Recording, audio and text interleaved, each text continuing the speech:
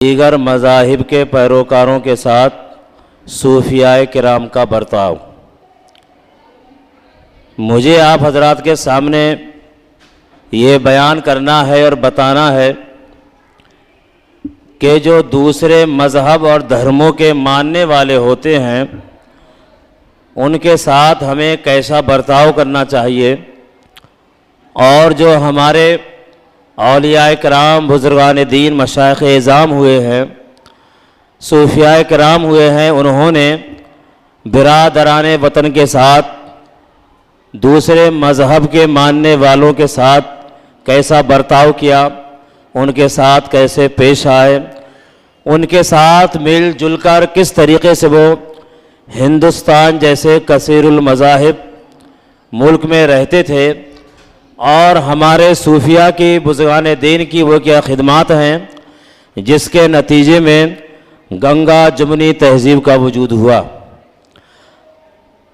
آپ بخوبی جانتے ہیں کہ آج ہندوستان کی موجودہ صورتحال کیا ہے۔ ہر طرف نفرت کا دور ہے، ہر طرف تشدد، ظلم و ستم کا دورہ ہے۔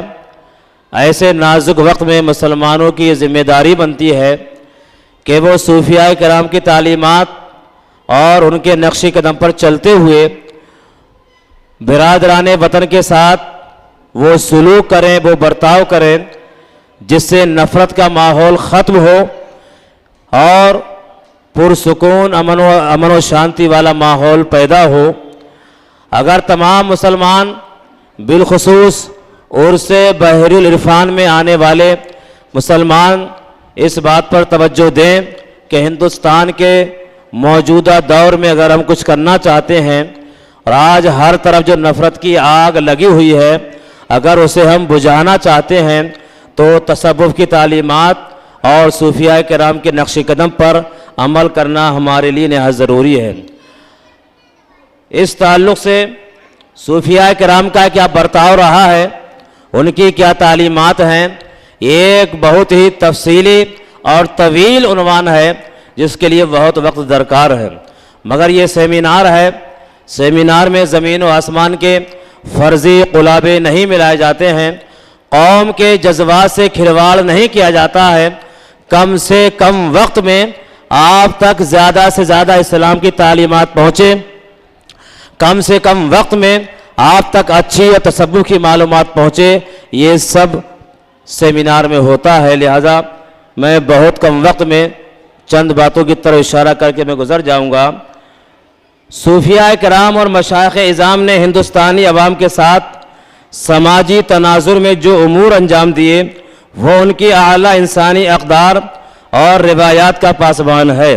انہوں نے مختلف طبقات انسانی کے کردار و عمل کی درستگی کے لیے دعوتی و اصلاحی نقطۂ نظر سے ہندوستانی عوام کے دکھ درد، غم گساری، حاجت روائی کے حقوق کا تحفظ، ان کے لیے خندہ روئی کا جو مظاہرہ کیا، اس نے یہاں کے تمام دھرموں کے ماننے والوں کے قلوب و نفسیات پر غیر معمولی اثرات مرتب کیے۔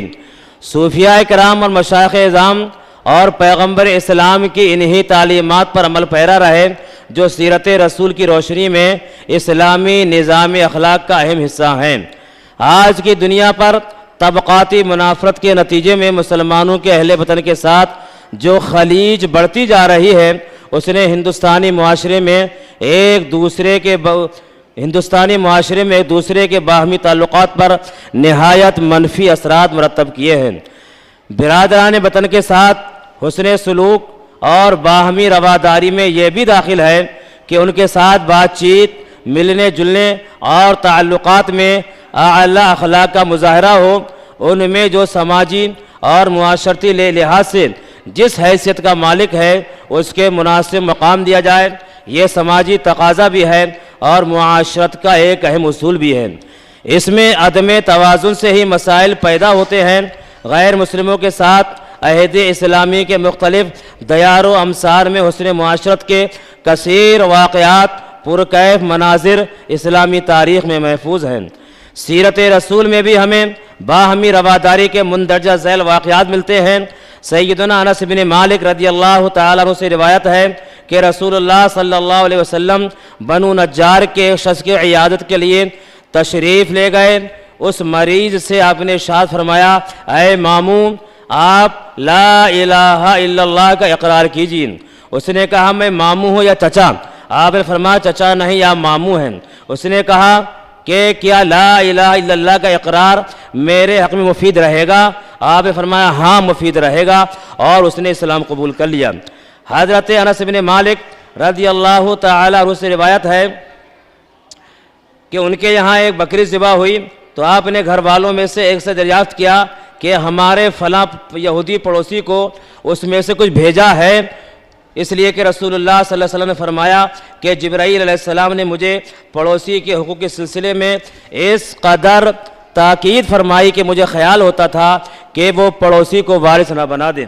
حضرت شیخ فرید الدین عطار قدس سرہ رقم تراز ہیں، تذکرۃ الاولیاء صفحہ نمبر 94 میں کہ ایک یہودی حضرت شیخ بایزید بستامی علیہ الرحمہ کا پڑوسی تھا۔ وہ کہیں باہر سفر پر چلا گیا اور غریبی و تنگ دستی کی وجہ سے اس کی بیوی چراغ تک روشن نہیں کر سکتی تھی، اور تاریکی کی وجہ سے اس کا بچہ پوری رات روتا رہتا تھا۔ چنانچہ حضرت شیخ بایزید بستامی اپنے پڑوسی یہودی کے گھر ہر رات چراغ جلا کر رکھ آتے تھے۔ جس وقت وہ یہودی پردیس سے واپس آیا تو اس کی بیوی نے اپنے شوہر کو حضرت شیخ بایزید بستامی کا حسن سلوک بتایا۔ یہودی نے کہا کہ افسوس شیخ بایزید کی روشنی میرے گھر میں آئے اور ہم تاریکی میں رہیں۔ فوراً حضرت شیخ کے دست اقدس پر اسلام قبول کر لیا اور دائرہ اسلام میں داخل ہو گیا۔ تو برادران ملت اسلامیہ، جو ملک اور خطہ کثیر المذاہب اور مختلف نوع تہذیبوں اور ثقافتوں کا گہوارہ ہو، وہاں باہمی رواداری بھی معاشرے کے لیے ریڑھ کی ہڈی کی حیثیت رکھتی ہے۔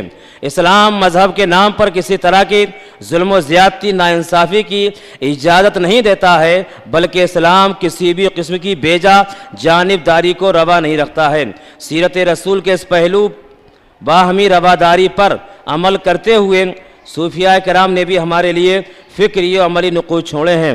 مشہور چشتی بزرگ مجدد سلسلہ چشتیہ حضرت خواجہ سلیمان توسوی علیہ الرحمہ کے ملفوظات میں ہے کہ حضرت قبلہ شیخ سلیمان توسوی قدس سرہ فرمودن کے در طریق ما ہست کے با مسلمان و ہندو صلح باید داشت، یعنی حضرت قبلہ شیخ سلیمان چشتی توسوی قدس سرہ فرمایا کرتے تھے کہ ہمارے سلسلے کا اصول یہ ہے کہ مسلمان اور ہندو دونوں میں باہمی مصالحت رہے۔ برادران ملت اسلامیہ، یہ 2-3 اشارے اور نمونے تھے جس سے ہمیں معلوم ہوا کہ ہم ہندوستان کے موجودہ دور میں کس طریقے سے برادران وطن کے ساتھ پیش آئیں، اور صوفیاء کرام نے کس طریقے سے دیگر مذہب کے پیروکاروں کے ساتھ برتاؤ کیا ہے۔ اسی پر ہم اگر عمل کرتے ہیں تو موجودہ دور کی منافرت کی آندھی بھی ختم ہو سکتی ہے انشاءاللہ تعالی۔ السلام علیکم۔